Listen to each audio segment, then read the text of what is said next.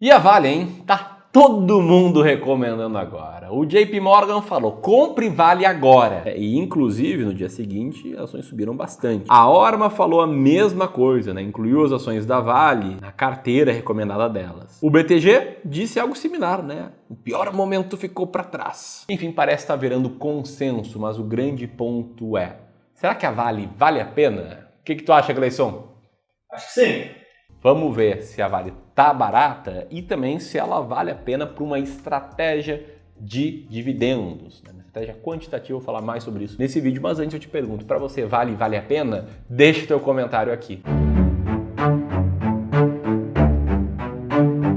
Basicamente, você precisa passar por 4 passos para entender se vale a pena. O primeiro ponto é entender sobre a empresa, depois seria sobre o que está acontecendo com a Vale, por fim entender sobre a estratégia das ações mais baratas da bolsa, que é o que me indica se uma empresa está barata ou não. É estratégia e não a minha visão. E por fim entender se numa estratégia de dividendos, a gente tem também uma estratégia aqui no clube com foco em dividendos, se Vale passa ou não nos filtros matemáticos dela. Vale basicamente é uma mineradora brasileira gigante, tem mais de 20 países, surgiu lá em 1942, né? Era chamado de Vale do Rio Doce. E para te dar contexto, né, sobre a importância de uma mineradora na economia mundial, é importante você entender que o minério de ferro, né, ele passa a ser beneficiado para ser vendido para a indústria siderúrgica e faz parte do nosso dia a dia, né? Está presente na construção de casas, na fabricação de carros, na produção de eletrodomésticos, enfim, vários pontos do nosso cotidiano. A Vale também explora o níquel. Por ser um metal bem resistente à corrosão, ele é usado na produção de baterias e de itens, vão desde moedas até um carro. E a Vale também é uma das principais produtoras de manganês, é o 4º metal mais utilizado do mundo. Essencial aí na fabricação de aço e de ferro-liga, está presente também na pilha, panela, tinta, enfim, entre vários outros objetos. E para você ter uma ideia da dimensão da Vale, a Vale possui mais de 120 mil empregados próprios e terceirizados ao redor do mundo. Enfim, algumas notícias recentes aí que talvez você tenha visto sobre a Vale passam pelo fato da Vale ter firmado uma parceria na Arábia Saudita e passam aí por um otimismo geral com a Vale, né, que eu mostrei nos primeiros segundos desse vídeo, mas que passa inclusive pela gestora Verde, que viu a queda da Vale como uma queda exagerada e criou uma posição na Vale. Ou seja, ela está atraindo geral, né? Geral tá olhando para a Vale, que é o lado otimista do copo, e aí do lado pessimista, mas também realista, é importante você, investidor, entender que a Vale ela tem uma correlação muito grande com o minério de ferro, a sua principal matéria-prima. Quer dizer, não adianta todo mundo super otimista se o minério de ferro cair 50%, por exemplo, né? Algo que está totalmente fora do controle de qualquer analista, de qualquer investidor. Então, a Vale acabou oscilando também em relação a especulações sobre a economia da China, por exemplo, que usa muito minério de ferro. Entendido isso, tá? Que é o básico do básico sobre a Vale, vou tratar a partir daqui sobre 3 pontos. Primeiro, né? O que está acontecendo com os resultados da Vale, depois, se Vale está barato ou não, e se Vale passa aí nos filtros de uma estratégia de boas pagadoras de dividendos. Vamos lá, entender o que está acontecendo com a Vale. Para entender isso, a gente precisa dar uma olhada nos resultados recentes da empresa. No segundo trimestre de 2023, a Vale viu seu EBITDA em dólares cair mais ou menos 30%, muito impactada por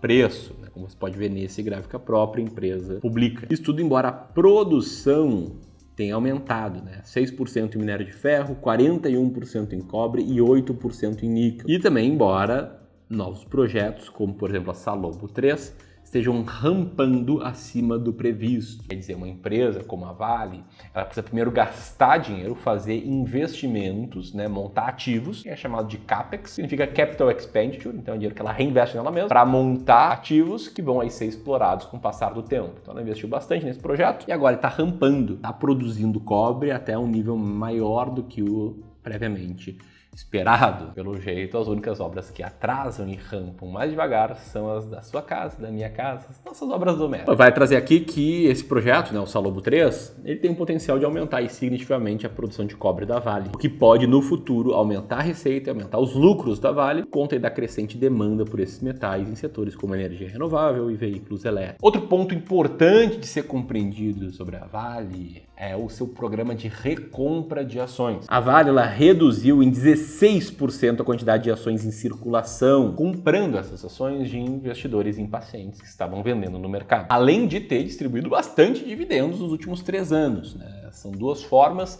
que a gestão da empresa tem de beneficiar os seus acionistas. Quando ela distribui dividendo, o dinheiro cai no seu bolso, ela recompra ações, é como se ela estivesse diminuindo o tamanho da pizza, só que você mantém o mesmo pedaço. Quer dizer, você que é sócio, você que é acionista, se torna um sócio maior porque a empresa está tirando ações de circulação. Isso é bom. Inclusive, um fã do processo de recompra de ações é o próprio Warren Buffett, o maior investidor de todos os tempos. Ele diz aí que quando uma empresa recompra suas próprias ações, ela está investindo em si mesma, o que, além de tudo que eu expliquei aqui, indica também uma confiança no seu futuro desempenho e na sua futura geração de lucro. Buffett, inclusive, faz direto isso com sua empresa Berkshire Hathaway. Ainda assim, não precisa ser um gênio das finanças para perceber que Vale vem mal, né? Ela caiu quase 14% nos últimos 6 meses, 21% desde o início desse ano, e embora seja aí meio que no 0 a 0 nos últimos 12 meses. Desempenho das ações, essa que acaba tendo uma correlação muito grande com o minério de ferro. Como você pode ver, está num patamar bem menor do que o segundo semestre de 2021, mas de certa forma, né, bem maior do que no final do ano passado. Sobre dividendos, o que a gente tem é o seguinte: a empresa atualmente está com yield de mais ou menos 5,97%, que é relativamente acima aí, né, da média que ela veio pagando em 2017, 18, 19 e 20, e abaixo do que ela vinha pagando lá em 2014 e 15, também do yield que ficou ali em 2021 e 22, muito alto. Ela geralmente faz pagamentos em março ou abril e às vezes ali em setembro ou outubro, e vem distribuindo um pouco menos dividendos do que nos últimos anos, sendo que mesmo nos últimos anos, à exceção de 2020, o seu payout não foi tão agressivo assim. E com tudo isso, né, você tem basicamente dois pesos na balança, né? Tem os pesos otimistas e os pesos pessimistas. Do lado otimista, tem uma galera recomendando ações da Vale, tem perspectiva de crescimento futuro, ela investiu bastante, está investindo em novos projetos que podem aumentar o seu resultado no futuro. Tem o programa de recompra, consistência nos dividendos, tem muita coisa aqui que podem te fazer ser atraído pela Vale, mas do outro lado também tem o imponderável, né? Tem a alta correlação com o minério de ferro que ninguém controla. Cara, esquece alguém falar que prevê para onde vai o minério de ferro, essa pessoa tá mentindo ou não entende nada do que ela tá falando, porque ninguém consegue fazer uma previsão acertada com consistência. E tem uma dependência maior da China, o que pode assustar alguns por conta justamente da desaceleração do crescimento chinês. E aí nisso muito investidor fica perdido, né? Fica sem saber se a ação tá barata ou não. E aí é que entra a nossa terceira etapa. Você conhecer o método de seleção de ações e ver se nesse método essa ação está barata. Porque sem método, o que você vai fazer? Você vai dar uma olhada ali nos múltiplos da Vale, relação de preço por lucro, PVPA, dividend yield, e vai concluir alguma coisa, ou vai atrás de opiniões de outras pessoas para concluir alguma coisa, ou pior, vai atrás de diquinha, né? Pega uma diquinha